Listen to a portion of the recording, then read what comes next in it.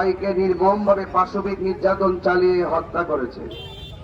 তাদের হত্যাকারীদেরকে দ্রুত আইনের আওতায় না আনার কারণে সারা বাংলাদেশের আহলুস সুন্নাত ওয়াল জামাত তরিকাপন্থীরা খানকা ছেড়ে রাজপথে নেমে পড়েছে।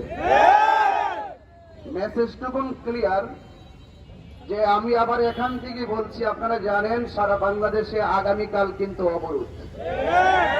আমার মনে হয় অ্যাম্বুলেন্স ছাড়া রিক্সাও চলবে না। তো সেই জন্য আপনারা প্রশাসন যত গড়িমসি করবেন, আপনারা দৃশ্যমান হত্যাকাণ্ডকে যতই আড়াল করার চেষ্টা করবেন, হত্যার পিছনে কারা জড়িত, কিভাবে ঘটনা ঘটেছে সেটা দৃশ্যমান এবং ফেসবুকের পাতায়ও এখনো লিপিবদ্ধ। সুতরাং এখানে তদন্তের দোহাই দিয়ে এই হত্যাকাণ্ডকে আড়াল করা যাবে না। সুতরাং পরিষ্কার কথা, অনতিবিলম্বে হত্যাকারীদেরকে আইনের আওতায় আনুন। কারণ আপনারা দেখেছেন বিগত 26শে এপ্রিল ঢাকার যে মহাসমাবেশ, সোহরাওয়ার্দী উদ্যানে অনুমতি পাই নাই, গোলাপবাগও অনুমতি পাই নাই, প্রেস ক্লাবে পেয়েছি। অনেক বাধা দেওয়ার পরও লক্ষ লক্ষ মানুষ কিন্তু হাজির হয়েছে। সেই বিশাল বড় মহাসমাবেশটি অনেকের অ্যালার্জির কারণও হয়েছে। সেই জন্য ওই মহাসমাবেশটি যেন সারা বিশ্বে প্রভাবিত করতে না পারে, সেই মহাসমাবেশের সেই দৃশ্যমান অবস্থাটুকে আড়াল করার জন্যই মতাদর্শের ভিন্নতার জের ধরে আমাদের শহীদ রহিসউদ্দিনকে তারা হত্যাকাণ্ড ঘটিয়েছে। তারা মনে মনে ভেবেছিল যে একটি হত্যাকাণ্ড ঘটিয়ে দিলে ওই মহাসমাবেশের স্পিরিট মনে হয় দমে যাবে। কিন্তু আপনারা দেখেছেন রহিসউদ্দিনকে হত্যা করে আহলুস সুন্নাত ওয়াল জামাতের প্রেমিকদের স্পিরিটকে চাবিয়ে দেওয়ার জন্য যারা নীল নকশা এঁকেছিল, আজকে রহিসউদ্দিনের রক্তের এত স্বচ্ছতা, রহিসউদ্দিনের রক্তের এত স্পিরিট সারা বাংলাদেশের রাজপথকে সোহরাওয়ার্দী উত্থানে পরিণত করে দিয়েছে। তো সুতরাং ঘুমন্ত সিংহকে জাগ্রত করবেন না। যৌক্তিক দাবিতে আমরা শিয়ালের বাচ্চা নই, যৌক্তিক দাবি আদায়ের লড়াইয়ে রাজপথে আমরা বাঘের বাচ্চা।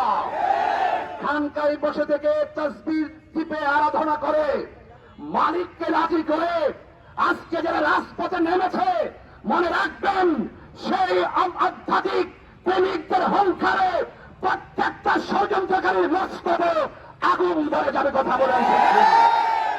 এই জন্য আমার কথা পরিষ্কার, আজকে লং মার্চ টু গাজীপুরে দেখতেছেন যে এই মানুষগুলো কারা এসেছে, এই মেসেজটা আমার প্রশাসনকে দেওয়ার দরকার। আগামীকাল সারা বাংলাদেশে আমাদের অবরোধ, সেই কর্মসূচিকে সফল করার জন্য সবাই যার যার জায়গায়। আজকে যারা এসেছে সব হলো আমাদের আহলুস সুন্নাত ওয়াল জামাতের অধীনে যত অঙ্গ রাজনৈতিক অঙ্গ সংগঠন আপাবর জনতা রয়েছেন, পীর মাসেক রয়েছেন। আজকে শুধু তাদের প্রতিনিধিদের লং মার্চ টু গাজীপুর কথা বলেন।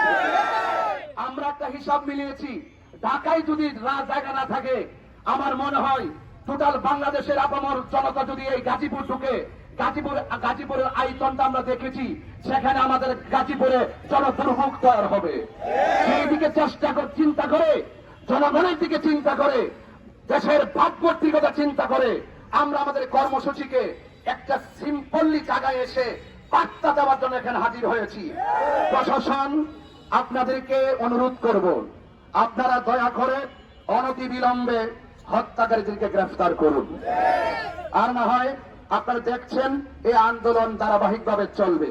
তো সেই জন্য আপনারা যারা কষ্ট করে এসেছেন, অনেক দরবার থেকে যারা এসেছেন, আমরা কি রহিসউদ্দিনের হত্যাকাণ্ডের বিচার চাই?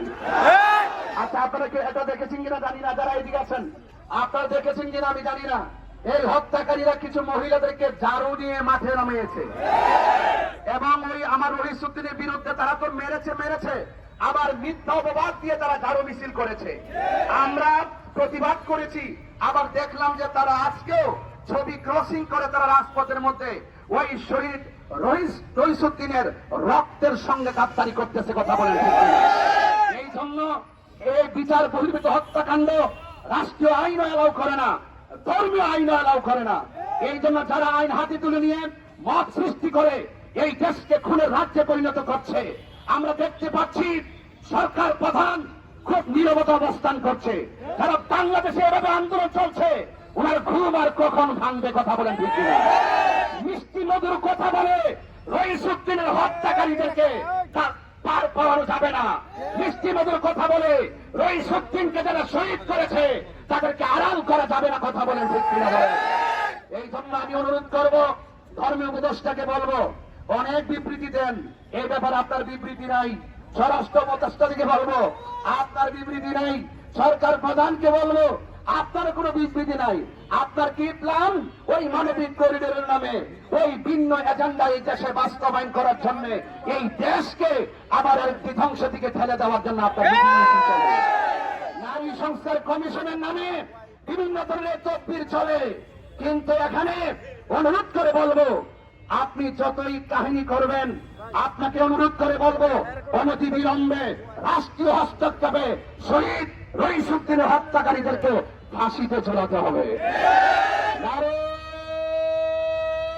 তাকবীর, নারে রিসালাত, নারে রিসালাত, অ্যাকশন অ্যাকশন, দিয়েছি তো রক্ত, তুমি কে আমি কে, খুনি কেন বাহিরে, আমার ভাই কবরে, নীরব না বিপ্লব, আপোষ না সংগ্রাম,